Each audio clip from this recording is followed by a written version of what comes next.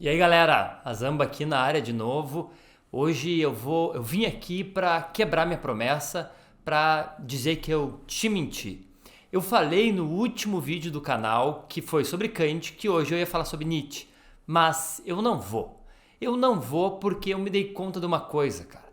Não tem como eu passar pro Nietzsche sem passar pelo Hegel. Não tem como eu pular do Kant pro Nietzsche. Eu tenho que falar um pouquinho sobre Hegel. E por que eu não queria falar do Hegel? Porque eu não entendo de Hegel. Eu me sinto assim, como se eu estivesse na beira do abismo e desse um passo adiante, sabe? Eu já não venho muito bem, aí eu vou lá e vou falar sobre o cara que eu não sei. Ah, daí tu vai dizer, Zamba, então tu manja tudo de Kant, Descartes que tu falou aí, Platão, tá tudo na ponta da língua. Não, não tá na ponta da língua. Mas assim, ao menos eu entendo mais do que eu entendo Hegel. Me sinto mais confortável e confiante para falar do que eu me sinto do Hegel. Mas dane-se, afinal é um canal do YouTube, o canal é meu e eu acho que eu tenho que falar sobre Hegel, então eu vou falar ao menos o que eu entendo de Hegel. Então se tem algum hegeliano aí, sinto muito. O meu ponto, o que eu quero falar sobre o Hegel é o seguinte, é a noção de verdade que o Hegel transforma definitivamente e que tu precisa transformar aí na tua cabeça para entender tanto Nietzsche como todos os pós-modernos, sei lá se vamos chamar assim, para entender os caras que vieram depois da modernidade, que é um cara tipo o Kant. O Kant é um moderno, o Kant é um perfeito moderno. Para entender os caras que vêm depois dele, vamos de Hegel. E aí, a primeira coisa que o Hegel diz é dá um like. Hegel sempre disse isso. Fenomenologia do espírito começava com dá um like aqui. Deu o like, tá dado, fechou? Então vamos lá. Hegel e a noção de verdade. Veja bem, tanto Kant, que a gente viu ali, vou ver se coloco o card ali, aqui em cima em algum lugar, vou ver se coloco para tu ver o outro vídeo. Mas tanto Kant como, sei lá, Francis Bacon, que veio antes e era um cara bem cientificista, como Descartes, todos eles acreditavam que a verdade era como um objeto, saca? A verdade era alguma coisa que tu conseguia alcançar com a tua razão. Ela era algo, eu sempre penso realmente num objeto, algo que tu consegue olhar e entender e aprender com a tua razão. O Kant, se tu lembra, se não lembra, olha o vídeo, se não quer ouvir, passa adiante, mas o Kant, qual é a viagem dele? A viagem dele é dizer, olha, o que a gente reconhece como verdade está dentro dos limites do nosso conhecimento. Está dentro dos limites daquilo que a gente pode conhecer. A gente nunca vai conhecer a verdade última das coisas, a verdade verdadeira, para falar uma frase horrível, mas a gente nunca vai compreender a verdade última das coisas.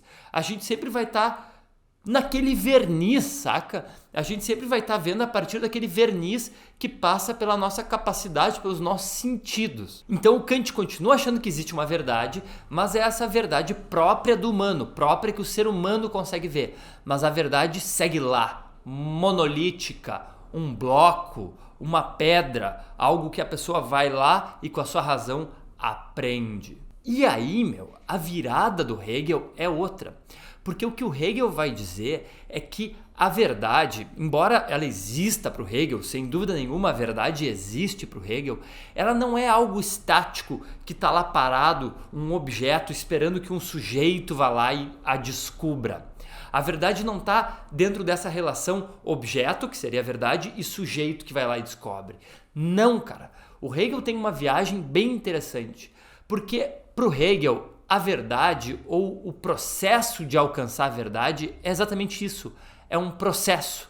É o processo que a consciência humana vem desenvolvendo há milhares de anos e que ela vem desenvolvendo até alcançar o que ele vai chamar de o espírito absoluto, que seria daí sim a compreensão última das coisas.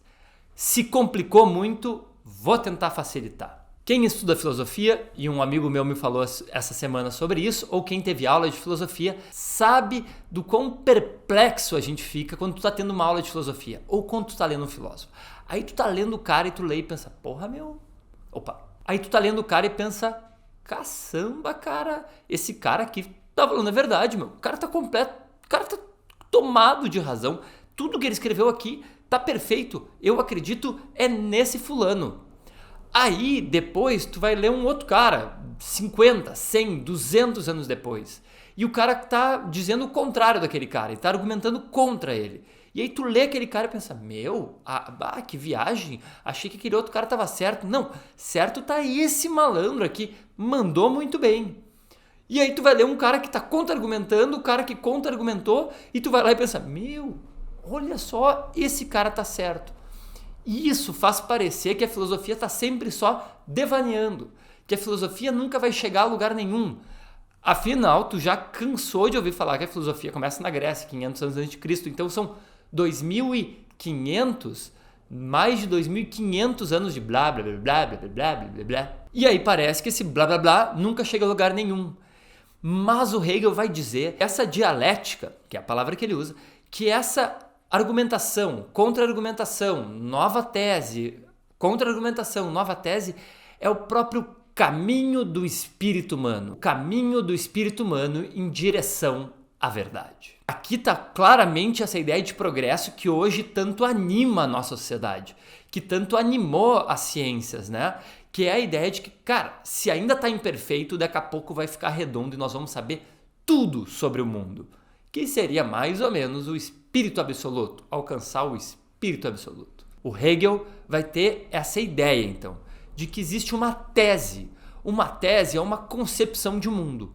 Que existe uma tese, uma concepção de mundo que alguém enuncia. Alguém olha o mundo, raciocina sobre ele, tenta compreender e enuncia uma tese. E aí vem uma outra pessoa, outro ser humano, outra consciência.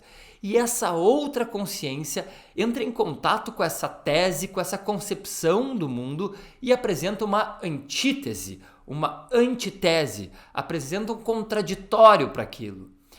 E disso sai uma síntese. Existe uma tese, existe uma antítese, existe uma síntese depois. E isso, essa síntese, vira uma nova tese, vira uma nova concepção sobre o mundo, que vai encontrar um contraditório numa nova antítese. E essa síntese, que virou uma tese e encontra uma antítese, vira uma nova síntese, que passa a ser uma tese, que vai encontrar uma antítese, que vai virar uma síntese, que é uma tese. Mas não é uma linha até o infinito. Para o Hegel, isso vai levar a algum lugar, isso vai levar à verdade. Só que a verdade, em vez de ser um bloco que tu vai lá e alcança, um objeto que um sujeito encontra, é um processo que está sendo percorrido pela própria humanidade. Ele vai levar isso para vários campos, para a política, para o direito. Ele vai compreender todos os processos humanos a partir desse processo histórico da manifestação da consciência, desse processo histórico da consciência tomando consciência de si. E aí vai ter uma questão muito interessante sobre a dialética do senhor e do escravo, mas eu já arrisquei demais nesse vídeo esse meu pouco Hegel. Mas o que tu pode ter certeza é que esse Hegel vai ser fundamento não só para Marx, mas para quase todo o pensamento que existe na pós-modernidade.